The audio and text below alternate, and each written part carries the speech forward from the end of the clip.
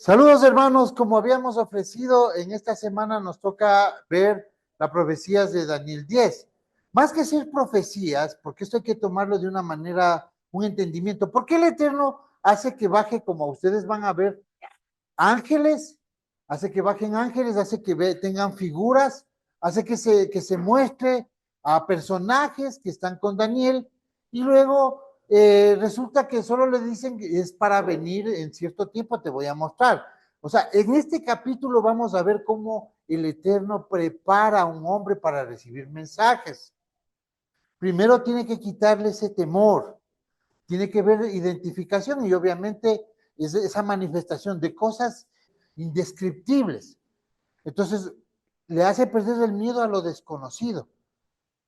Ustedes van a ver algo muy bonito y en esto también volvemos a topar. Si es que nosotros, ustedes ven un estudio de cristiano de Daniel 10, van a ver que hay entidades, ellos ya hablan, todo el cristianismo sabe que fuera de la tierra hay una guerra en Daniel 10. Pero ellos dicen con Satanás, ¿no? Nosotros sabemos que son con poderes afuera, pero no son poderes satánicos, sino hay que conocer el contexto. Ellos son oponentes en realidad de un plan que tienen, que lo desconocen, ellos entidades que están haciendo su propia vida, pero que afectan a la tierra y afectan este proceso y este plan del Eterno. Entonces, tenemos nosotros, ¿por qué no nos han acabado? Porque hay algo de que es más poderoso que ellos, que puede combatir con ellos y vencerlos. O sea, tiene tanto poder estas entidades afuera que tiene que haber una milicia del Eterno contra ellos. No es algo que fuera solo de soplar así y ya se fueron. Entonces tenemos que comprender, si nosotros no entendemos esta parte, seguiremos en esa doctrina del cristianismo de Satanás, de una entidad satánica, y a la final nunca entendemos ni los tiempos ni el propósito de la profecía. Por ejemplo, lamentablemente yo veo en el cristianismo, se estudia a Daniel, pero se niega al pueblo de Israel. ¿Cómo puede alguien estudiar a Daniel y negar al pueblo de Israel si todos hablan de un pueblo futuro de Israel, no de una iglesia? Entonces, miremos esto, vamos a darle un contexto como todo. Primero vamos a entender contexto para luego hablar de la profecía, porque si no damos un contexto, no podemos entender un escenario que tenemos que hacernos nosotros mentalmente, no un cuadro de esto, una película, una pintura, digamos. No se sorprendan, no digan otra vez el hermano ya comenzó, que las cosas están sucediendo de esta manera. Cada semana hay avistamientos, tenemos que nosotros centrarnos en que la Biblia nos habló primero siempre de todo, de la hidrología, del proceso de ciclos del agua, ya habló Job, de la redondez de la tierra, habla en Isaías, se habla en los proverbios, en Eclesiastés. Y de estas cosas, de estas fuerzas, de estas entidades que hoy son, que dejan al mundo boquiabierto como que no supieran que afuera pasa esto, todos sabían. Y la gran mayoría de la gente del siglo XXI, que tenemos un celular, hace tiempos habíamos visto esto. Es más, el ejército de los Estados Unidos en el 2017, que hacemos nosotros la primera enseñanza de esto, ya ellos aceptaron. Sino que si vemos en este tiempo, vemos que gradualmente se ha ido manejando cuando nosotros ya lo entendimos. Si somos lectores de la Biblia, lo más probable es que encontremos estas entidades. Así como hay entidades buenas, también hay entidades malas. Pero la Biblia describe a estos ángeles de una manera muy sui generis, muy rara. No la tomen a mal. Puede ser que sea así, puede ser que no sea, pero esto es lo que muestra. O sea, tampoco se puede dar una descripción hace 2500 años de entidades que están en el espacio, ni se puede dar información de ellos, porque la verdad se ha mantenido exquisita para este último tiempo con tecnología. Entonces vemos que en la antigüedad la apariencia era de estos seres, ¿no? Serafines en Isaías, ojos, que tal vez es lo que describe la persona que está mirando. Entonces nosotros no podemos descartar que haya visto de esta manera o de otra, o tal vez vio naves como esta y él vio ojos en lugar de gran ventanas, pero ya la religión fue trastocando con el pasar de los años de estas imágenes y estas figuras. se ven seres con 4 cabezas, se ven ángeles antropomórficos con luz que emanan. Entonces, cuando asoman estos, nosotros debemos saber que sí hay entidades afuera. Probablemente esta entidad sea un video real. Es sobre la entrevista que hubo en Área 51 con un ser, un gris, ya. Entonces, este ser tiene esa manera. Él no es feo para las personas que están junto a él, para las entidades congéneres, ¿no? Él no es feo, él es normal. Quién sabe que sea hasta bonito. Por ejemplo, nosotros que tenemos acá ya tecnología y tenemos la figura humana, para nosotros ellas son unas personas muy, muy bonitas, es la belleza. Cosa rara que sí pasa en el universo, y esto les voy a hablar en una no muy lejana oportunidad, sobre la secuencia de Fibonacci. Vamos a actualizar esta enseñanza. ¿Por qué la perfección del cuerpo humano va en secuencia de Fibonacci? Y el universo tiene secuencia de Fibonacci en lo macro. Ya, entonces vemos que esta es la firma del Eterno, estas figuras que tienen esta uniformidad. Entonces, eso muestra que la especie humana tiene un propósito con el Creador. No voy a hablar como neutral ahorita, solo voy a mostrar evidencia. Entonces, esta es la belleza para nosotros. ¿Por qué les nombro esto? Porque hay entidades afuera que pueden ser buenas y nosotros no los conocemos. Por ejemplo, yo pienso que en este capítulo 10, Daniel actúa como un preludio para las profecías de capítulos 11 y 12.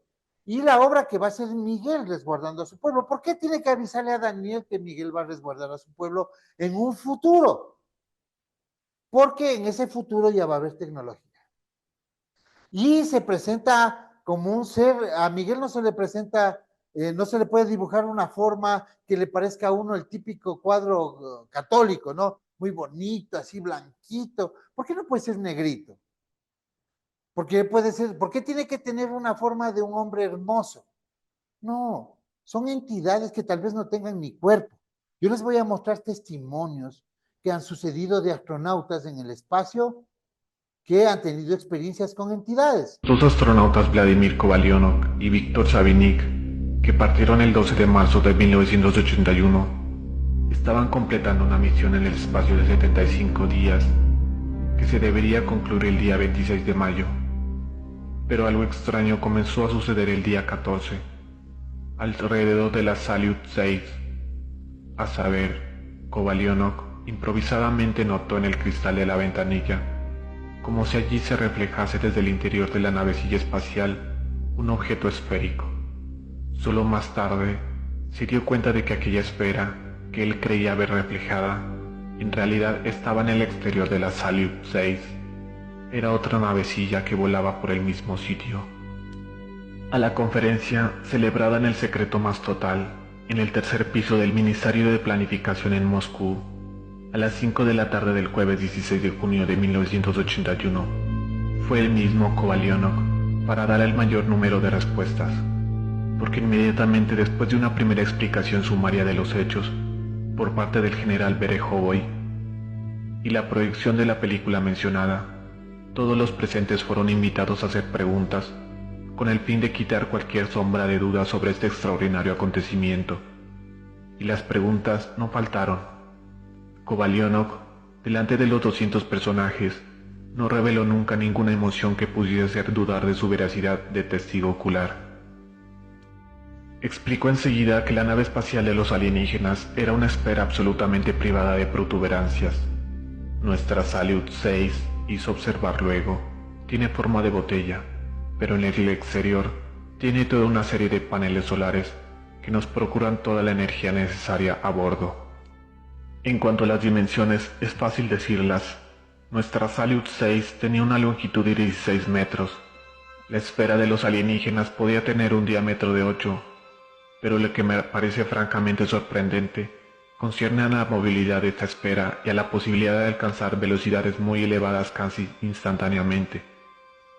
Es decir, sin aceleraciones, la esfera podía pasar de la velocidad que le consentía volar a nuestro lado a una velocidad que le permitía desaparecer en el acto de nuestra vista.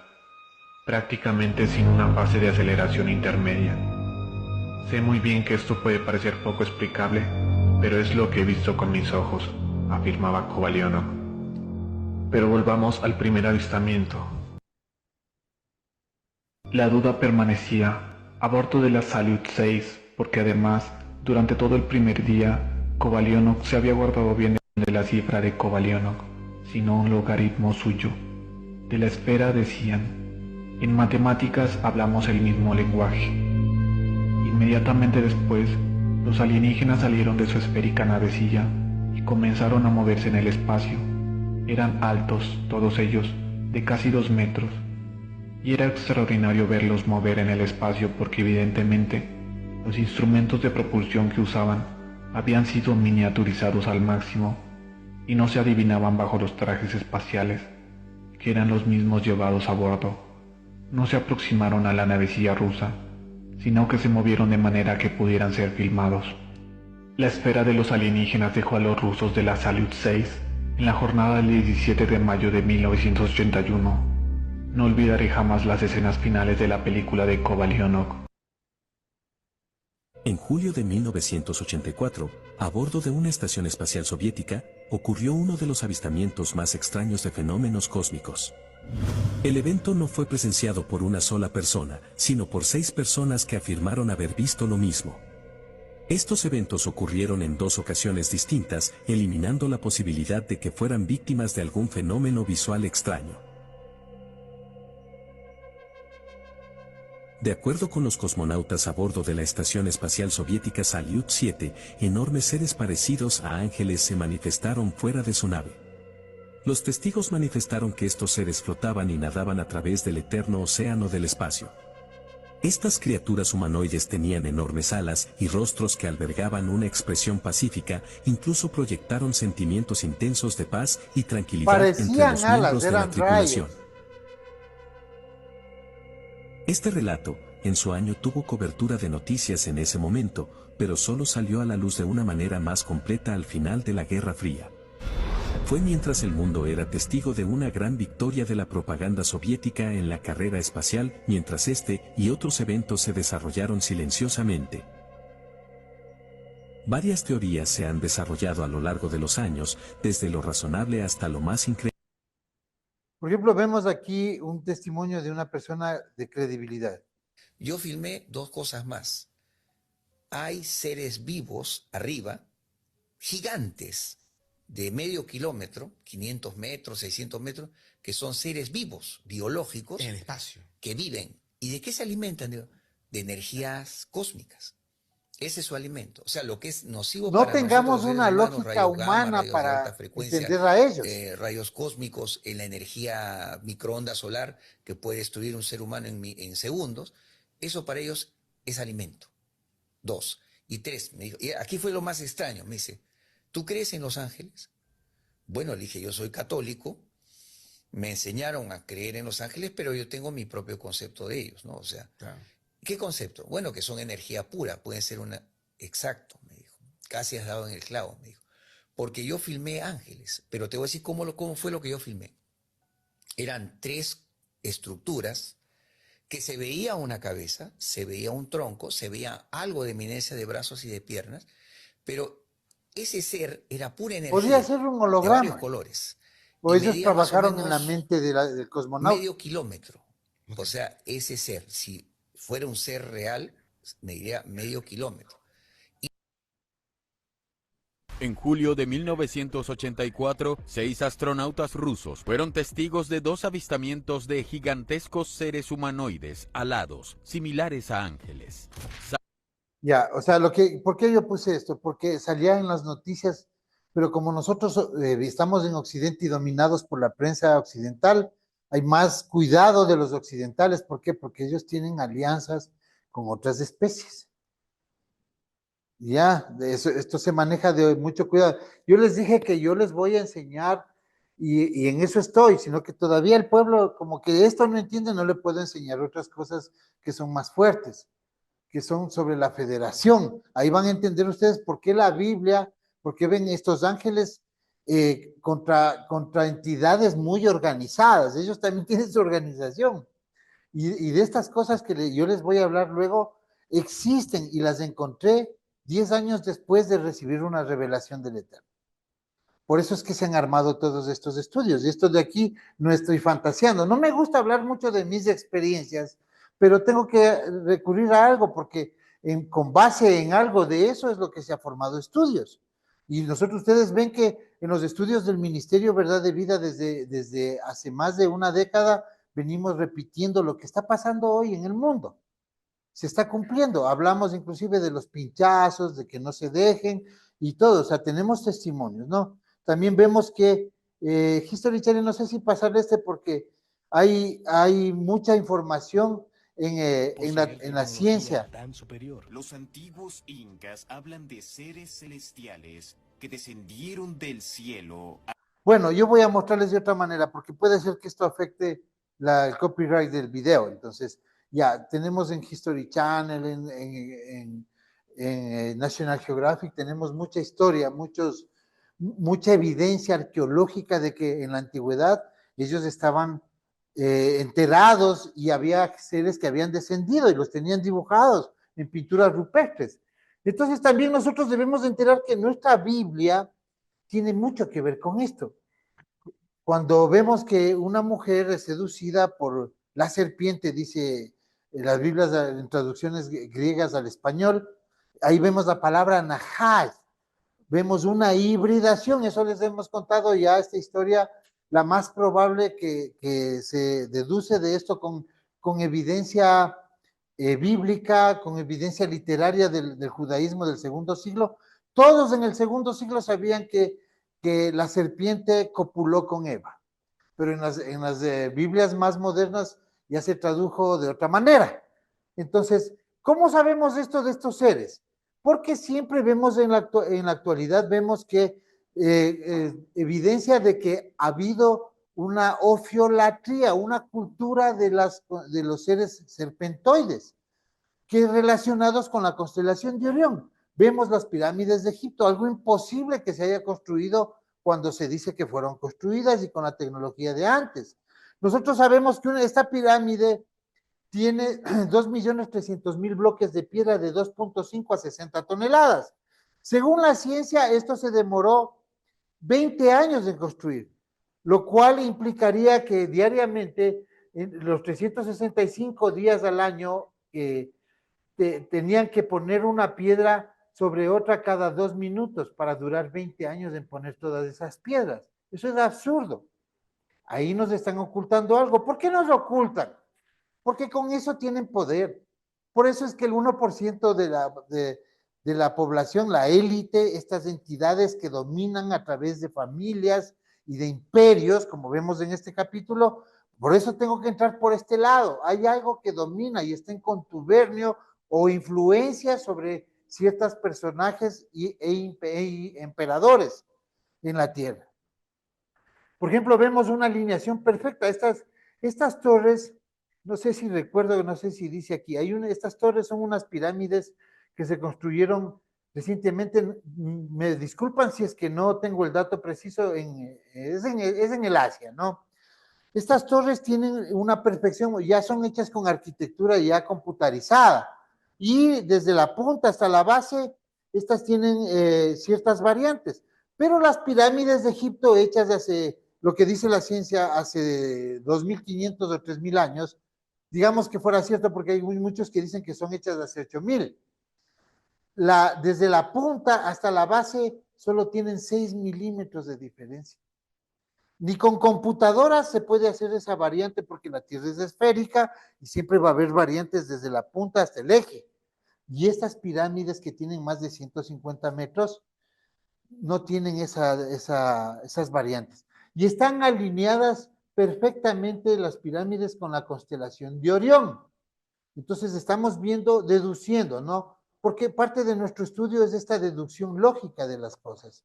Ya vemos que en todos los egipcios jamás contaron historias falsas en sus dibujos. Todo lo que pasaba los egipcios lo dibujaban, que es un lenguaje, una escritura de jeroglíficos. Ellos pintaban en todos lados y se encontró esto, o sea, se encontraron seres de las estrellas en los dibujos egipcios. Tenemos que dar este contexto, ¿no? Hasta los pilares de los edificios más grandes, ellos pintaban la historia, cómo fue hecho. Inclusive yo tengo un estudio que habla sobre Israel, dibujado en estas pirámides. Está la piedra, se llama la estela de Merentab, donde dice que Israel está vagando en el desierto, es un pueblo enemigo de ellos. El hijo de Ramsés hace escribir en una piedra esa historia. Bueno, entonces vemos que estas pirámides realmente en una alineación perfecta coinciden. Existen pirámides en todo el mundo. Existen las pirámides de Teotihuacán, que son 3 que están alineadas en la constelación de Orión. Existen las grandes pirámides de Egipto, alineadas en la constelación de Orión, y las pirámides de Xi'an, en China, alineadas en la constelación de Orión. Pero qué cosa curiosa, que las tres estructuras de grupos de pirámides alineadas en la constelación de Orión también están alineadas en la Tierra conforme a la constelación de Orión, con los grados y los ángulos indicados. Entonces, eso solo puede ser una mentalidad. Vemos aquí que la esfinge es un solo bloque tallado, una piedra gigante. Esa piedra tuvo que ser movida siquiera 60 kilómetros para estar ahí. ¿Cómo la movieron? Sin ni una grúa ultramoderna, la más pesada que levanta barcos, podría sostener, podría con esto, no puede cargar una grúa esta piedra y ser tallada. Eso solo se podría hacer con maquinaria. Este cuento de que gente hacía así las pirámides es muy falso. Tenemos, por ejemplo, el templo de Osiris. En el templo de Osiris vemos unos tallados en piedra de una manera perfecta, milimétrica, que ni un láser de la actualidad puede hacer en una piedra estos tallados. Esa es una figura geométrica, la flor de la vida. Eso manejan mucho las entidades extraterrestres. También vemos que esta es la flor de la vida, lo que les decía, ¿no? Esta es la flor de la vida. Vamos a ponerle un color negro a esto, más rojo, ya. Entonces, este símbolo siempre aparece en todos lados. Es una ciencia, es parte de la metafísica. Son ciencias que para el hombre todavía no están muy definidas, pero las usa el hombre. Por ejemplo, cosa curiosa, en China vemos este león con una esfera, con el árbol de la vida, pisándolo, ¿no? También tenemos escenas. Esta es la famosa geometría sagrada. En muchos países existe la misma figura de esta figura geométrica, que es la flor de la vida. Inclusive el piso de la CIA, ya en Estados Unidos, el edificio de la CIA tiene estos conocimientos. ¿Por qué? Algún día les voy a explicar yo otro estudio, que es cuando veamos las profundidades, la segunda parte del gran desenlace actualizado, sobre las profundidades del adversario. Ellos manejan esto, es cábala. Esto se llama cábala, porque esto tiene poder. Por ejemplo, esto forma un cubo.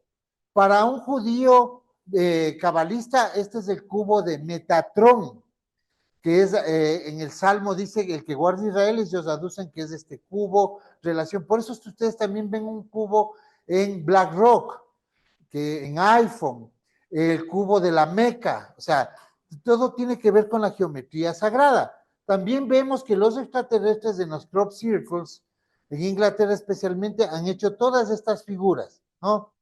Y vemos Teotihuacán, vemos que todas estas pirámides de Teotihuacán en diferente tiempo, por diferentes personas, está construida. Por ejemplo, esta pirámide que es la pirámide del Sol en Teotihuacán, tiene ni un milímetro más ni un milímetro menos que la pirámide de Egipto en su base. Es la misma perfección, la misma alineación. Cosas que el hombre pasa por alto. ¿Por qué? Porque el hombre está en una matrix. Los medios y la élite siempre ha tratado de confundir esto. Vemos, por ejemplo, estas figuras, esta arqueología, ¿no? Los mayas tienen esta figura, y en Bali, en el Asia, tienen las mismas puertas con las mismas figuras, todos de adoración a las serpientes. Eso se llama la ofiolatría. En Bali, esta pirámide con los mismos escalones y maya, ¿no? La misma arquitectura, serpientes, tiene serpientes en Bali y serpientes en Centroamérica. Vemos también que existen elefantes, ¿no? Elefantes, los mayas, por ejemplo, elefantes. Solo eso se puede catalogar si es que hubiese habido, ellos vivirían desde una época geológica cuando la Tierra estaba completamente cambiada sus climas, tenía otros principios y estaban evolucionando diferentes especies. Esto nunca se tiene hoy conocimiento de que haya un maya que construyó esto, tenga conocimiento de mamuts o elefantes. Entonces, también vemos que todos ellos hablan de seres serpentoides, inclusive aquí en la Cueva de los Tallos. Vemos pirámides en Italia escondidas, pirámides que son camufladas, que no, los gobiernos no se han preocupado en quitarlas, ¿no? Quitar la maleza para que se note sus formas. En la naturaleza nada forma ángulos rectos perfectos. Solo el hombre o una inteligencia en cualquier dimensión o país o mundo o planeta o tierra o en la tierra, solo una inteligencia puede hacer estas figuras geométricas con ángulos rectos. Miremos esto. Pirámides escondidas. Encontramos cráneos y también este se llama, a ver, no recuerdo bien el nombre, pero es una figura de como de una granada, no como la del pino. Esto vemos en la arqueología sumeria, vemos al Papa con esto, y esta que están viendo ustedes aquí es un regalo de los Rothschild que se compraron la tierra en el Parlamento israelí, esta de acá. También vemos estos cráneos deformados en Perú, en Paracas, y son los cráneos idénticos a los encontrados en el fondo del Mar Negro, que fueron la causa del diluvio en Mesopotamia, no en toda la tierra. Estos cráneos, ¿cómo sabemos que no son terrestres o deformados? Porque no tienen la característica sutura digital, que son esas rayitas que tienen un cráneo humano, ellos no lo tienen, y tienen una dimensiones de cavidad craneal 3 veces más grande que la humana. Entonces, ¿qué estamos viendo? Ahora sí vamos a entrar, ya con esto no podemos negar estas experiencias que tuvo Daniel, o sea, ¿por qué hacemos esto? ¿Por qué nosotros estamos hablando de estas entidades hoy? Porque está prometido que nosotros vamos a recibir información y cuidado de entidades. ¿Cómo podemos preparar al pueblo si a Daniel no se le anticipa ciertas cosas y si nosotros no tomamos estas enseñanzas de lo que a ellos se les dijo? Escuchemos esta profecía de Daniel 10 porque es rápido y yo quiero no hacer un video largo, sino que muy comprensivo, porque vamos a hablar de otras profecías. Recuerden que se les da estas profecías a Daniel porque este ser, que en algunas traducciones ya de una le dicen Gabriel, y Gabriel es el que en realidad se le presenta a Daniel y le da información, ¿de qué? De los tiempos. Acuérdense que lo más importante es los tiempos. O sea, esto no pueden ustedes comparar con esa información que traen del cristianismo porque en temas proféticos eso tiene que ser considerado como basura. Aparte de que hay cosas históricas muy evidentes que sí mencionan. Daniel 10. Reina Valera 1960. Visión de Daniel junto al río. 10 En el año tercero de Ciro rey de Persia fue revelada palabra a Daniel, llamado Belsasar, y la palabra era verdadera, y el conflicto grande, pero él comprendió la palabra, y tuvo inteligencia en la visión. 2 En aquellos días yo Daniel estuve afligido por espacio de 3 semanas. 3 No comí manjar delicado, ni entró en mi boca carne ni vino, ni me ungí con ungüento, hasta que se cumplieron las 3 semanas. 4 Y el día 24 del mes primero estaba yo a la orilla del gran río Hiddekel. 5 Y alcé mis ojos y miré, y he aquí un varón vestido de lino, y ceñidos sus lomos de oro de Ufaz. 6 Su cuerpo era como de berilo, y su rostro parecía un relámpago, y sus ojos como antorchas de fuego, y sus brazos y sus pies como de color de bronce bruñido. Esta es la manera como se presenta él. Pero Daniel se asusta y ellos ven la gente que estaba con él y sale corriendo. Y hay escenas, por ejemplo, dicen, es que es el Señor Jesucristo, dicen, porque es igualito al Señor de que se presentó en Apocalipsis 1 o 3, no recuerdo. No es. Es una descripción de un hombre que no tiene ciencia, de un ser. Cuando se le presenta esta entidad, Yeshua estaba listo, el plan del Eterno, todo, pero él no existía todavía. Entonces, ¿por qué también sabemos que no es? Porque Yeshua no tiene la forma que lo describe ahí. Porque Yeshua está funcionando como sacerdote en la orden de Melquisedec. ¿Qué forma tiene? Humana. Porque si es que él no es humano, con cuerpo ascendido, no califica para ser sacerdote en la orden de Melquisedec. No aplica. Y el sonido de sus palabras como el estruendo de una multitud. 7 Y solo yo, Daniel, vi aquella visión, y no la vieron los hombres que estaban conmigo, sino que se apoderó de ellos un gran temor, y huyeron y se escondieron. 8 Quedé, pues, yo solo, y vi esta gran visión, y no quedó fuerza en mí, antes mi fuerza se cambió en desfallecimiento, y no tuve vigor alguno. Del susto. 9 Pero oí el sonido de sus palabras, y al oír el sonido de sus palabras, caí sobre mi rostro en un profundo sueño, con mi rostro en tierra. 10 Y aquí una mano me tocó, e hizo que me pusiese sobre mis rodillas y sobre las palmas de mis manos. En este punto, la religión dice, se le presentó otra vez el Señor Jesús de otra forma. No, es que Daniel tuvo una experiencia con un ser que lo describe que era con cara de color de, dice Dios, de Tarsis, pero la Biblia la traduce como cara del color de una piedra preciosa. No me acuerdo el nombre que le dice esta, porque hay otras traducciones que le nombran de otro color, es un color pálido, no puede ser un ser humano. Entonces, ese ser le asusta y tiene que tomar otra, y ustedes van a ver cómo cambia de figura para que él pueda reaccionar, Daniel. ¿Ustedes creen que no se puede morir de un infarto? ¿Por qué este tiene que estar en la Biblia? ¿Por qué les tengo que enseñar a ustedes? Porque aquí en los campamentos los vamos a ver. Y ustedes no van a salir, me voy a la casa. 11 Y me dijo, Daniel, varón muy amado, está atento a las palabras que te hablaré, y ponte en pie, porque a ti he sido enviado ahora. Mientras hablaba esto conmigo, me puse en pie temblando. 12 Entonces me dijo, Daniel, no temas, porque desde el primer día que dispusiste tu corazón a entender y a humillarte en la presencia de tu Dios, fueron oídas tus palabras, y a causa de tus palabras yo he venido. 13 Más el príncipe del reino de Persia se me opuso durante 21 días, pero he aquí Miguel, uno de los principales príncipes, vino para ayudarme, y quedé allí con los reyes de Persia. 14 Está hablando en primera persona.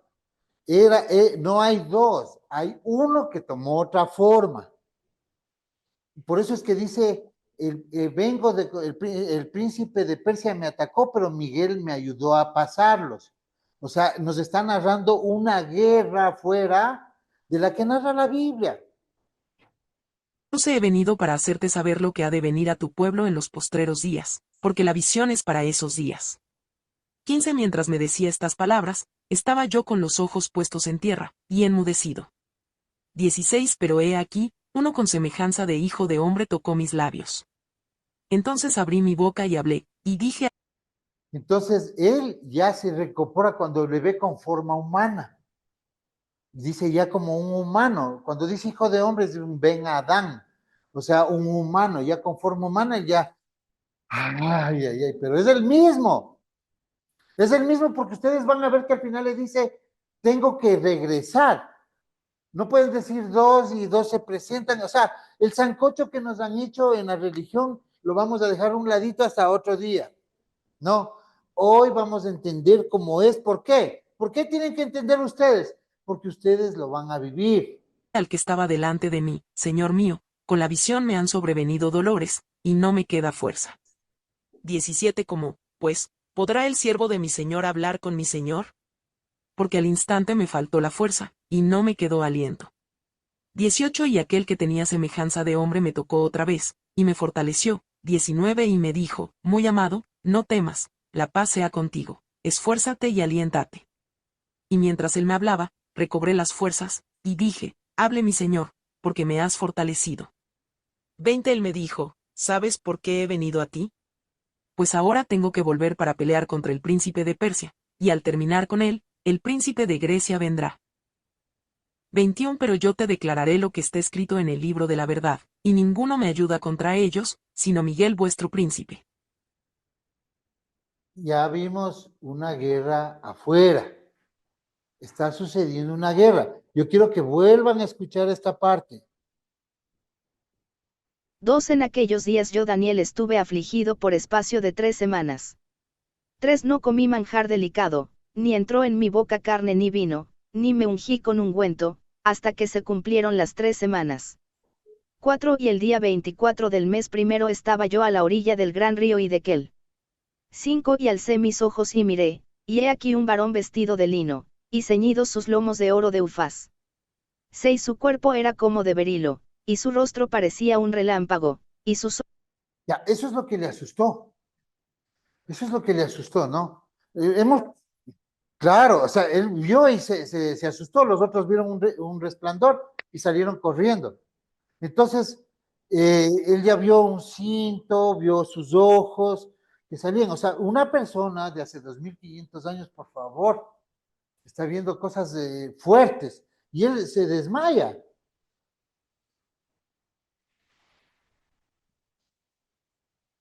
8. Quedé, pues, yo solo, y vi esta gran visión, y no quedó fuerza en mí, antes mi fuerza se cambió en desfallecimiento, y no tuve vigor alguno. 9. Pero oí el sonido de sus palabras, y al oír el sonido de sus palabras, caí sobre mi rostro en un profundo sueño, con mi rostro en tierra. No Era exportó la muy, impresión. ya, o sea, era muy duro para él. Entonces, este ser ya está parado a él, todavía no lo ve, pero ya está parado junto a él. Ya cambió de forma, él no lo mira todavía. 10. Y he aquí una mano me tocó, e hizo que me pusiese sobre mis rodillas y sobre las palmas de mis manos. 11. Y me dijo, Daniel, varón muy amado, está atento a las palabras que te hablaré, y ponte en pie, porque a ti he sido enviado ahora. Mientras hablaba esto conmigo, me puse en pie temblando. 12. Entonces me dijo, Daniel, no temas, porque desde el primer día que dispusiste tu corazón a entender y a humillarte en la presencia de tu Dios, fueron oídas tus palabras, y a causa de tus palabras yo he venido. Ya, 13. bueno, Más el príncipe del reino de Persia se me opuso durante 21 días, pero he aquí, 13 búas sombra. ya. Nosotros vemos que esta entidad ya le está diciendo, ¿no? Le dice que 21 días que duró un ayuno que probablemente sea, de acuerdo al mes que se dice y al año, sea relacionado con las fiestas del Eterno. Eran rituales y prácticas que tenían el pueblo en el exilio. Ayunaban porque no podían guardar fiestas. Eso yo no quiero entrar en profundidad de esto porque me lleva por otro lado. Pero bueno, él está también desfalleciendo porque acaba de ver una visión, una voz estruendosa y se desmaya. Todavía no lo mira, pero ya vio una mano humana que le tocó los labios, ya se tranquilizó. Entonces dice y habla del príncipe de Persia. ¿Quién era el príncipe de Persia? Está hablando de una entidad afuera en el espacio que domina, como dicen otras traducciones, el espíritu que domina al príncipe de Persia. O sea, las entidades siempre han tenido control de la tierra. Por eso el Eterno dice, 6000 años voy a recuperar la tierra. ¿De qué? ¿Del diablo? No existe el diablo. Ni por ahí, o sea, hay gente que sabe que no existe el diablo y se le va todavía el maligno, dicen. No, no existe eso. Existen entidades que no conocen al Eterno y están haciendo su propia agenda y son perjudiciales para la especie humana y quieren acabar con la especie humana como especie. Y el Eterno tiene un propósito, por eso nombró rey. Hay rey en la tierra, no del universo, para los que unicistas, rey de la tierra. Entonces, todo este proceso se le narra a Daniel. ¿Para qué? Para que haya gente como ustedes en estos lugares algún día preparándose psicológicamente para enfrentar a sus ayudadores, porque ustedes van a salir corriendo, porque somos animalitos todavía con una inteligencia no completa. Solo en la resurrección alcanzaremos a entender y a funcionar en nuestras capacidades intelectuales al 100%. Y el reino de Persia era lo más grande. Y luego ustedes van a ver que dice, y de ahí me toca pelear con el reino de Grecia. Y luego capítulo 11 y capítulo 12 hablan del futuro de estos reinos. Pero veamos esta escena, ¿no? Esta escena. Dice en el 13b. 13b. Pero he aquí Miguel, uno de los principales príncipes, vino para ayudarme, y quedé allí con los reyes de Persia. 14 He venido para hacerte saber lo que ha de venir a tu pueblo en los postreros días, porque la visión es para esos días. Ya, la Septuaginta dice, y a él dejé allí con el príncipe de los persas. ¿Sí se dan cuenta cómo la traducción puede cambiar todo, no? La Septuaginta está a 200 años de esta profecía. Entonces, aquí Daniel dice, porque la visión es para esos días, he venido para hacerte saber lo que ha de venir a tu pueblo en esos días. Ya. Pero Miguel, uno de los principales, vino para ayudarme y quedé allí con los príncipes de Persia. Dice la Reina Valera. O sea, dice que él quedó, ¿cómo es eso? Que queda y también está con Daniel. Pero la Septuaginta dice, y dejé a Miguel peleando para yo poder venir con el mensaje donde ti, a que le abra camino para que él pueda estar en la tierra. ¿Por qué? Porque la tierra le pertenece ¿a quién?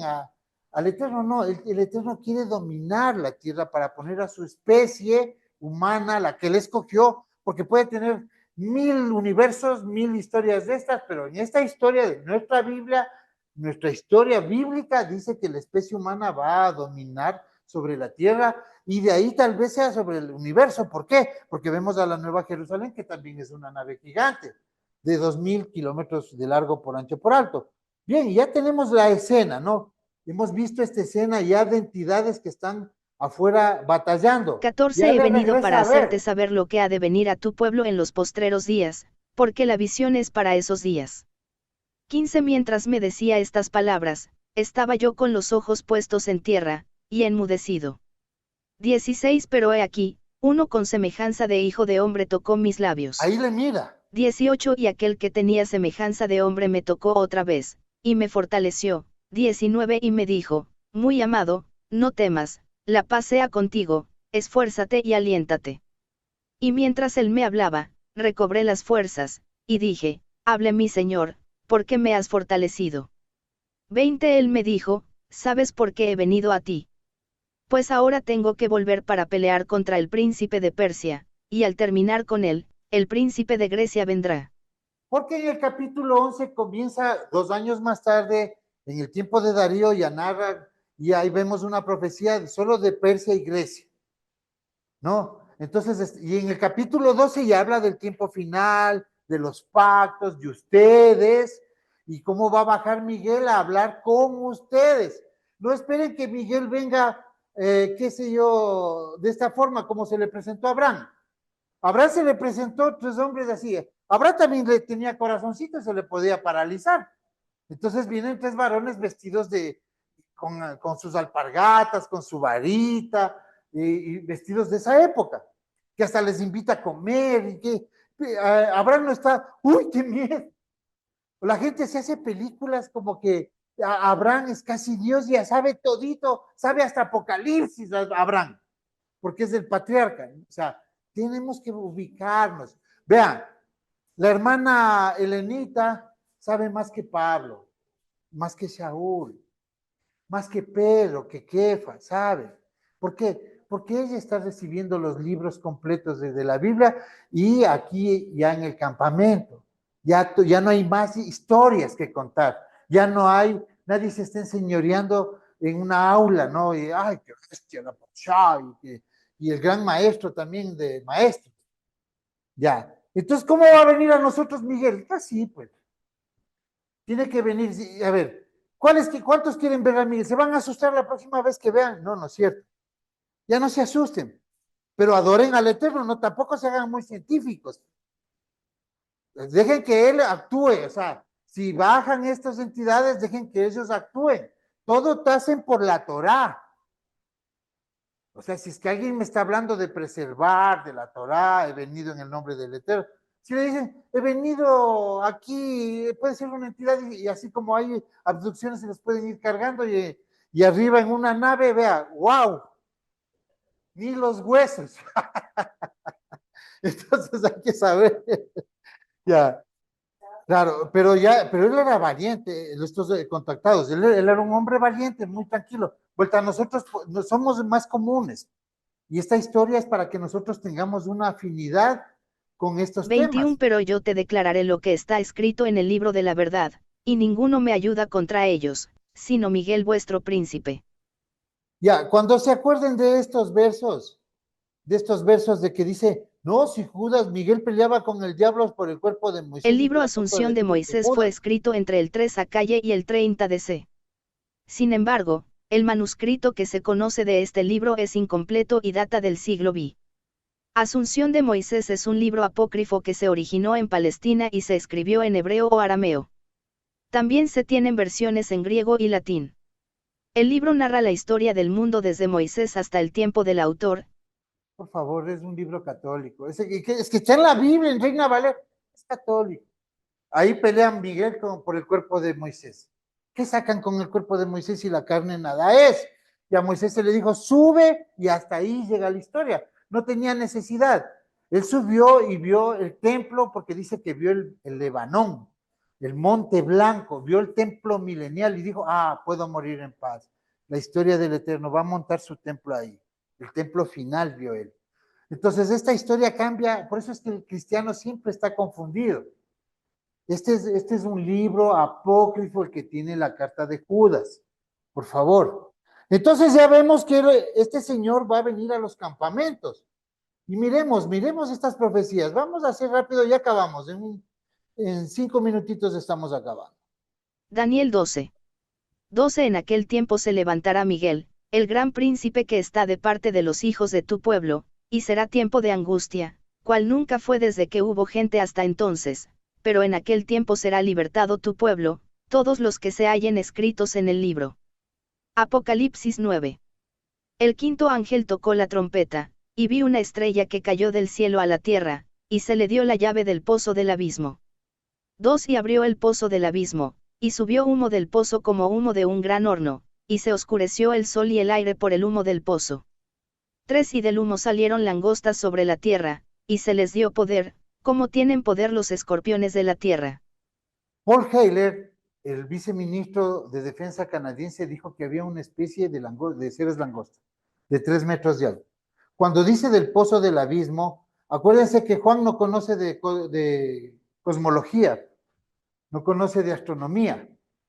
Entonces se le dice el vacío, del vacío sin límites, de la palabra abusos.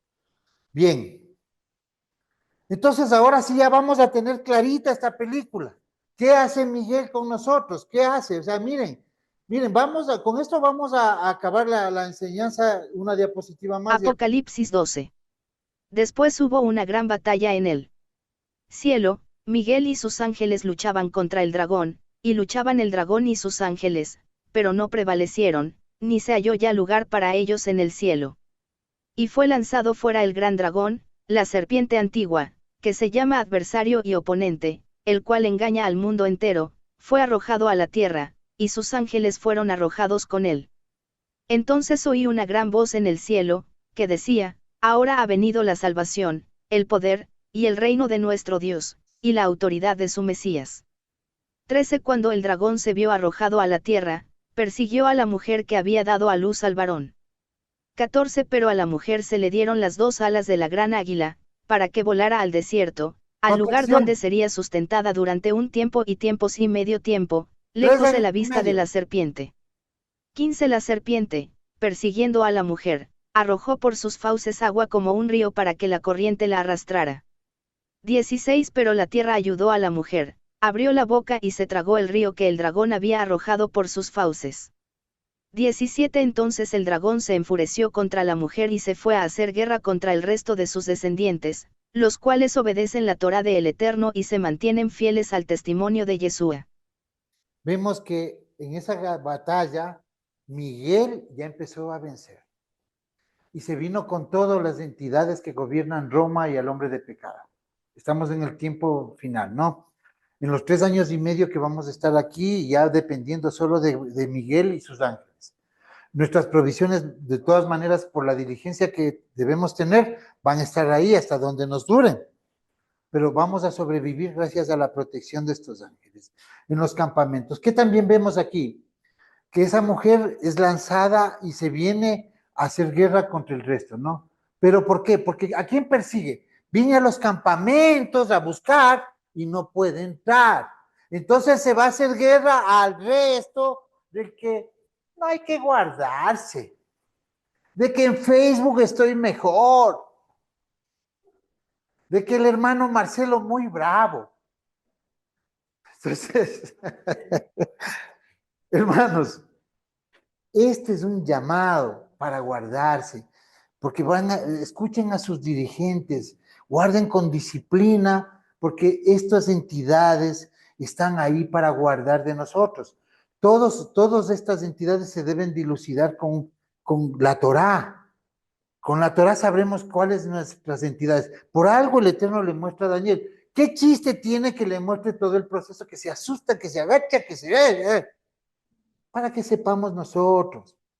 Ustedes nunca vieron un estudio de estos enfocado de una manera más contundente y real. ¿Por qué? Porque tenemos todas las escrituras en un paralelo y podemos ver las fallas, tenemos internet, tenemos ya hoy, hace 3 semanas estaban los drones y con tecnología extraterrestre por todos lados, ovnis cada que ustedes abren TikTok.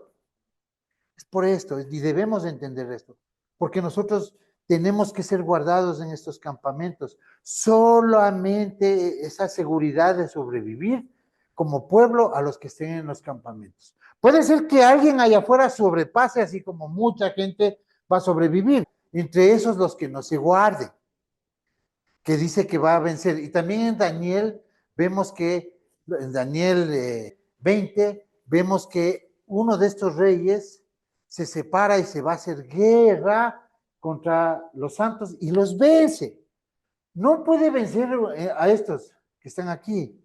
Con la ayuda de sus entidades los va a vencer a los de afuera. Cuando dice que esas langostas bajarán, esos seres langosta, vendrán del pozo del abismo, del espacio exterior, hay un caos, ya la federación se desordenó, están viendo que la Tierra casi desaparece, está en un caos total el planeta, ustedes están guardados en un campamento, y ese rey va a hacer guerra contra el resto de la descendencia y los vence. ¿Por qué no? ¿Por qué si dice que los vence? ¿Por qué si sigue pueblo al final a la venir el Mesías? Porque hay unas personas como ustedes que están guardados en estos campamentos.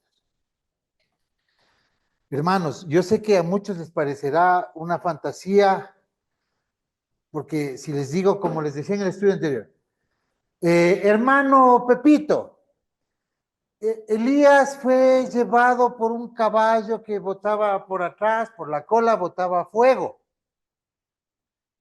Amén, en un carro de fuego, amén. Pero si le digo, hermano Roberto, Elías fue abducido por una nave y llevado a otro lugar. El hermano Roberto esté preparado, un hombre que ha pasado por algunas religiones y sabe que todo eso era una estafa.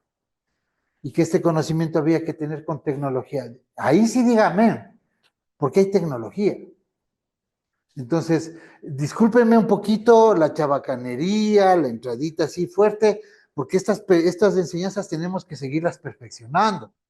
Pero, o sea, asumamos nuestra postura de creyentes en el Eterno del siglo XXI, del 2025. Con todo lo que está pasando en el mundo y nosotros queremos religión. Entonces toda esa gente se va a perder, la religión mata. Saludos.